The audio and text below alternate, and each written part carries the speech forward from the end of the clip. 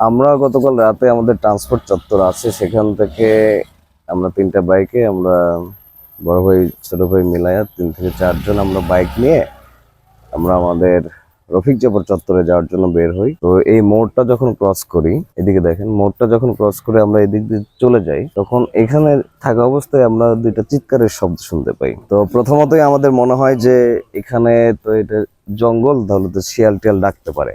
আমাদের তখন কিছু মনে হয় না। পরবর্তীতে যখন একটু দূরে চলে যাই, যাওয়ার পরে আবারও চিৎকার শুনতে পাই। তখন আমার মনে হচ্ছে একটা মেয়ের চিৎকার এবং হেল্প হেল্প বলে চিৎকার করছে।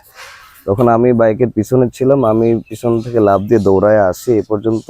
পরে দেখি এই পাশ দিয়ে একটা মেয়ে দৌড়ায় এসে রাস্তার উপরে দাঁড়ায়। তখন আমি তাকে জিজ্ঞেস করছি, আপু কি সমস্যা? সে তখন তৎক্ষণাৎ বলতেছে যে সে খুবই আতঙ্কগ্রস্ত ছিল এবং কাঁপতেছে এবং খুবই মানে আতঙ্কগ্রস্ত।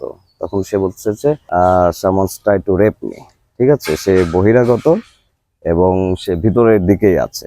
তখন আমার সাথে আমার বড় ভাই ছিল, শফিক ভাই, মহিব ভাই, বিল্লা ভাই এবং ছোট ভাই চিস্তি ছিল আমাদের।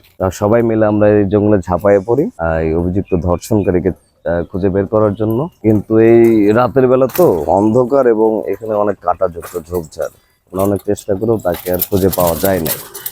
পরবর্তীতে এখানে আমাদের বড় ভাই হচ্ছে নিরাপত্তা শাখায় যোগাযোগ করলে তারা আসে। তারা আসার পরে মেয়েটাকে উদ্ধার করে আমাদের মেডিকেল সেন্টারে নেওয়া হয়, সেখান থেকে প্রক্টর অফিসে নেওয়া হয়। এরপরে সিসিটিভি ফুটেজ চেক করে অভিযুক্তকে শনাক্ত করা হয়েছে। সে বহিরাগত, এখন পর্যন্ত তাকে ধরা সম্ভব হয়নি। এটা রাত হচ্ছে আনুমানিক 11টা 15 থেকে 20-এর ভিতরে হবে। এই সময়ের ভিতরে আমরা যাচ্ছিলাম রাইট ক্যাম্পাসেরই। সে যে 51 ব্যাচের স্টুডেন্ট বলে আমরা জানতে পেরেছি। তার পরিচয়টা আপাতত গোপন রাখতে বলা হয়েছে। আমরা এখানে আরো 4-5 বছর পড়াশোনা করব। আমরা অবশ্যই একটা নিরাপত্তা, ভালো পরিবেশ এবং এর থেকেও বড় বিষয়, আমরা যে ক্রিমিনাল তার শাস্তি চাইবো, যেটা আমরা কোনোদিনই দেখি না। শুধু ক্যাম্পাসের ভিতরে কেন, আমরা পুরো দেশেও কখনো আজ পর্যন্ত দেখা যায় না যে রেপ করে রেপিস্টকে কোনো শাস্তি দেওয়া হয়েছে। তা আমরা আসলে কি চাইতে পারি নিরাপত্তা ছাড়া এবং শাস্তি চাওয়া ছাড়া? কি বা ইভেন করারই থাকতে পারে?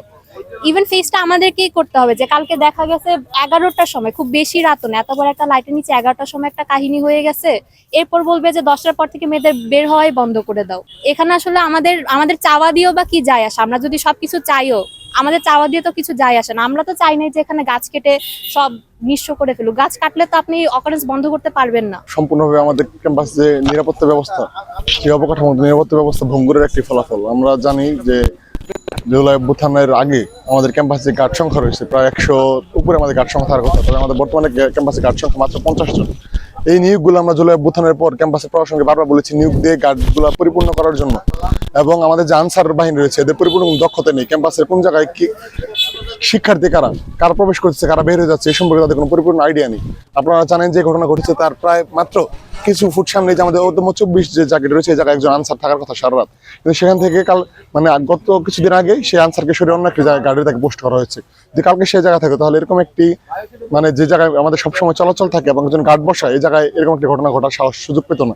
এবং প্রশাসনের কাছে আমাদের একটাই দাবি, এই ঘটনা থেকে শিক্ষা গ্রহণ করে অতি দ্রুত সময়ের মধ্যে ক্যাম্পাসে যে শূন্যস্থানগুলো রয়েছে গার্ডদের এবং ক্যাম্পাস নিরাপত্তা ব্যবস্থা যে ভঙ্গুর অবস্থা, সেটি পরিপূর্ণ ব্যবস্থাপনার মাধ্যমে নিরাপত্তা ব্যবস্থাকে ঢালাভাবে সাজানো এবং একটা আবাসিক বিশ্ববিদ্যালয়কে পরিপূর্ণভাবে সুশৃঙ্খল, সুন্দর এবং নিরাপদ আবাসিক বিশ্ববিদ্যালয় হিসেবে প্রতিষ্ঠিত করা এখন আমাদের একমাত্র দাবি। না হলে আজকে যে ঘটনা ঘটেছে এটি সামনে আরো বাড়বে এবং এর থেকেও কালকে যে এটি অবশ্যই ভয়াবহ, তবে এর থেকে আরো ভয়াবহ পরিস্থিতি আমাদের জন্য অপেক্ষা করতেছে, যার দায় সম্পূর্ণ প্রশাসনের উপর পড়তে হবে। শুনলাম আমরা এখানে এসে আমাকে ডাক দিয়েছে স্যারে যে আপনারা এখানে আসেনি, জঙ্গল কাটতে হইব। কি ব্যাপার? গত রাত্রে একটা মেয়ের এক ছেলে নাকি বলে এই জঙ্গলের দিকে নিয়ে আসছে, তাই না? এই জন্য আমরা তো আর কিছু করার না, এই জন্য এগুলি সব পরিষ্কার করবো যাতে আর কোনো সমস্যা না হয়। বিশ্ববিদ্যালয়ের যে ঘটনাটি হয়েছে, আমাদের এক ছাত্রকে হত্যা এবং ধর্ষণের চেষ্টা করা হয়েছে। এই বিষয়ে আমি বিশ্ববিদ্যালয়ের পক্ষ থেকে প্রশাসন নির্দেশক্রমে আশুলিয়া থানায় একটি মামলা দায়ের করেছি।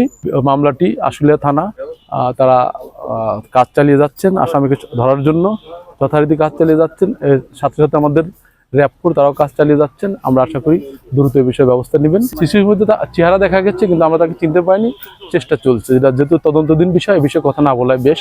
আর যে কোনো বিষয় হলে পরা কিন্তু শাসিত প্রক্টর এবং আমাদের রেজিস্ট্রার মহোদয় ওনারা বিষয়টা মানবেন। আমাদের এখন পর্যন্ত কোনো ছাত্র দেশে এটা শনাক্ত করা যায়নি, কেউ চিনতে পারে না ছাত্র হিসাবে। তবে আমরা মনে করছি যে বহিরাগত। আমাদের এখানে বিশ্ববিদ্যালয় আছে কি প্রচুর নির্মাণ শ্রমিক কাজ করে, আবার আশেপাশে গ্রাম বহিরাগত যেখানে ঘটছে ওখানে গ্রাম থেকে সরাসরি লোক আসার একটা সুযোগ আছে। এই জন্য আমরা এখন পর্যন্ত মনে করছি বহিরাগত তদন্তের বিষয়ে আমি কনফার্মে কিছু বলতে পারছি না।